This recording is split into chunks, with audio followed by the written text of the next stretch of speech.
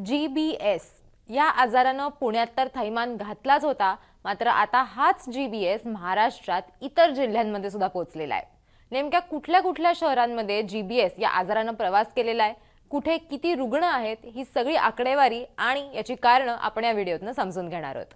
नमस्कार, मी देवयानी आणि तुम्ही बघताय मुंबई तक। पुण्याच्या सार्वजनिक आरोग्य विभागानं जी आकडेवारी दिलेली आहे आणि जे इन्स्ट्रक्शन्स त्यांनी दिलेले आहेत किंवा आतापर्यंत त्यांनी कुठल्या उपाययोजना केलेल्या आहेत, त्या सगळ्याचे एक पत्रक जे आहे ते त्यांनी प्रसिद्ध केलेलं होतं आणि त्याच्यामध्ये काय नेमकं लिहिलेलं आहे ते आपण सगळ्यात पहिले बघूयात।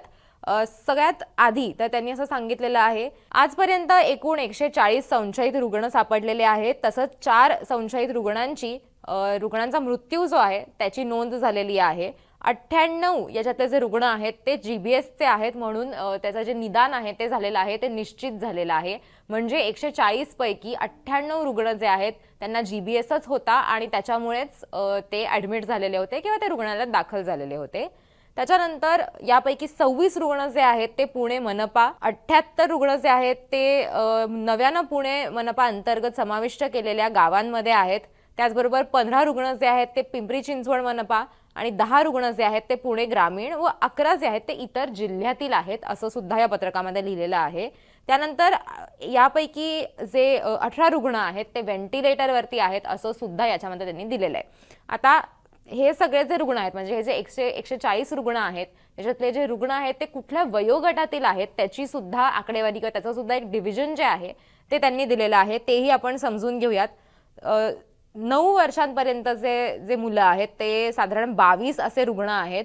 त्याच्यानंतर 10 ते 19 या वयोगटातील 20 रुग्ण जे आहेत ते साधारण GBSचे आढळलेले आहेत। 20 ते 29 मध्ये 32 रुग्ण जे आहेत ते 20 ते 29 या वयोगटातले आहेत। त्याचबरोबर 30 ते 40 मध्ये आपण जर बघितलं तर 16 रुग्ण आहेत। त्यानंतर 40 ते 50 मध्ये 13 आहेत, 50 ते 60 च्या दरम्यान 22 आहेत, 60 ते 70 च्या दरम्यान 14 आहेत, 70 ते 80 मध्ये एकही रुग्ण नाहीये GBSचा आणि 80 ते 90 मध्ये एक आहे। त्याच्यामुळे एकूण 140 रुग्ण जे आहेत ते GBSचे आतापर्यंत सापडलेले आहेत किंवा त्यांच्यावरती उपचार जे आहेत ते केलेले आहेत आणि त्याच्यामधले 98 जे होते त्यांना GBS आहे याची हे निश्चितपणे कळलेलं होतं किंवा त्याचं निदान झालेलं आहे। बाकीचे जे आहेत त्यांच्यावरती अजूनही उपचार सुरू आहेत, मात्र ते रुग्णालयात दाखल झालेले आहेत। आता याच्यामध्ये आपल्याला हे बघणंही महत्त्वाचं आहे की आजाराची सर्वसाधारण लक्षणं म्हणजे या रुग्णांमध्ये काय होती, तर अचानक पायातील किंवा हातातील कमजोरी किंवा त्राण तुमचा जो आहे तो निघून जाणं, अचानकपणे उद्भवलेले चालण्यातील त्रास किंवा कमजोरी, डायरिया असे 3 प्रमुख लक्षणं जी आहेत ती याच्यामध्ये आहेत। त्याच्यानंतर आतापर्यंत काय उपाययोजना ज्या आहेत त्या आरोग्य विभागाकडनं करण्यात आलेल्या आहेत ते सुद्धा आपण एकदा बघणार आहोत। त्याच्यामध्ये त्यांनी विविध उपाययोजना त्यांनी आतापर्यंत केलेल्या आहेत असं त्यांचं म्हणणं आहे। नुकतंच आपण बघितलं की पुण्यातल्या ज्या भागातनं GBSचे सर्वाधिक रुग्ण येत होते तिथली जी विहीर होती त्या विहिरीचं इन्स्पेक्शन करण्यासाठी म्हणून केंद्राकडनं सुद्धा एक पथक जे आहे ते पाठवण्यात आलेलं होतं। तर नेमकं काय त्यांनी आतापर्यंत केलेलं आहे ते आपण समजून घेऊयात। राज्यस्तरावरील शीघ्र प्रतिसाद पथकानं बाधित भागाला त्वरित भेट दिलेली आहे। पुणे मनपा व जिल्ह्यातील बाधित भागांमध्ये सर्वेक्षण सुरू करण्याच्या सूचना ज्या आहेत त्या दिलेल्या आहेत। त्यानंतर शहराच्या विविध भागातील 160 पाणी नमुने रासायनिक व जैविक तपासणीसाठी राज्य सार्वजनिक आरोग्य प्रयोगशाळा यांच्याकडे पाठवण्यात आलेले आहेत। त्यापैकी 8 पाणी नमुने स्त्रोत हे पिण्यास अयोग्य आहेत असं सुद्धा याच्यामध्ये निष्पन्न झालेलं आहे। म्हणजे जितके नमुने त्यांनी पाठवलेले होते त्याच्यातले 8 पाण्याचे जे स्त्रोत होते म्हणजे सोर्स होते ते पाणी जे आहे ते पिण्यासारखं नाहीये, ते कंटॅमिनेटेड आहे असं याच्यातनं निष्पन्न झालेलं आहे। आरोग्य शिक्षण करण्यासाठी सूचना देण्यात आलेल्या आहेत। खाजगी वैद्यकीय व्यावसायिकांना आवाहन करण्यात आलंय की GBS रुग्ण आढळून आल्यास त्वरित शासकीय आरोग्य यंत्रणा यांना कळवावं। त्याचबरोबर नागरिकांनी घाबरून जाण्याची आवश्यकता नसून आरोग्य विभागाची प्रतिबंधक उपाययोजना ज्या आहेत त्याबाबत तयारी आहे। घरोघरी सर्वेक्षण अंतर्गत आजपर्यंत पुणे मनपा इथे साधारण 40,000 घरं, पिंपरी चिंचवड इथे साधारण 11,000 घरं व पुणे ग्रामीण इथे 12,000 अशा एकूण साधारण 60,000पेक्षा जास्त जी घरं आहेत त्यांचं सर्वेक्षण आतापर्यंत करण्यात आलेलं आहे असं सुद्धा त्यांनी याच्यामध्ये नमूद केलेलं आहे।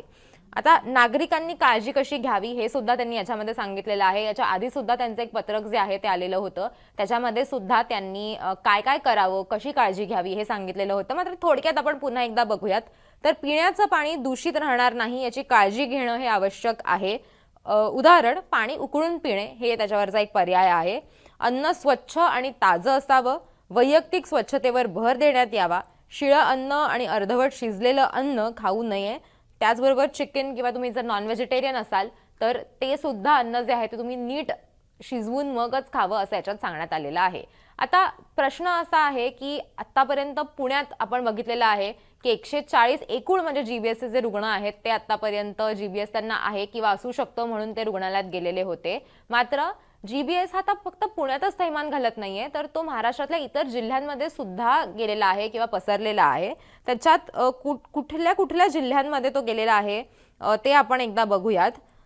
की जळगावमध्ये एक रुग्ण ज्या आहेत त्या काल सापडलेल्या होत्या. म्हणजे शुक्रवारी एक महिला ज्या आहेत त्यांना जीबीएस जे आहे त्याचं निदान झालेलं होतं. मात्र ह्या महिला ज्या आहेत त्या कुठेही त्यांनी प्रवास केलेला नव्हता. म्हणजे जसं सोलापूरमध्ये झालेलं होतं की सोलापूरमध्ये सुद्धा 5 रुग्ण आढळलेले होते. या 5 रुग्णांमधल्या एकाचा मृत्यू झालेला होता. मात्र इतर 4 रुग्ण जे आहेत त्यांच्यावरती उपचार सुरू होते.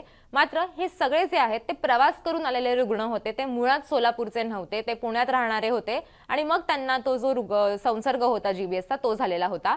मात्र जळगाव मधली जी केस आहे ती पहिलीच अशी केस असेल मला वाटतं महाराष्ट्रामध्ये जिथे प्रवास केलेलाच नाहीये त्या व्यक्तीनं आणि त्यांना जीबीएस झालेला आहे. त्याचबरोबर अकोल्यात सुद्धा जीबीएसचे 5 रुग्ण आहेत. त्याच्यातला एक जे आहेत ते व्हेंटिलेटरवरती आहेत. त्याच्यामुळे आता जीबीएस जो आहे तो फक्त पुण्यापुरता मर्यादित नाहीये, तर तो आता महाराष्ट्रात सुद्धा त्याचा उद्रेक आपल्याला हळूहळू बघायला मिळतोय.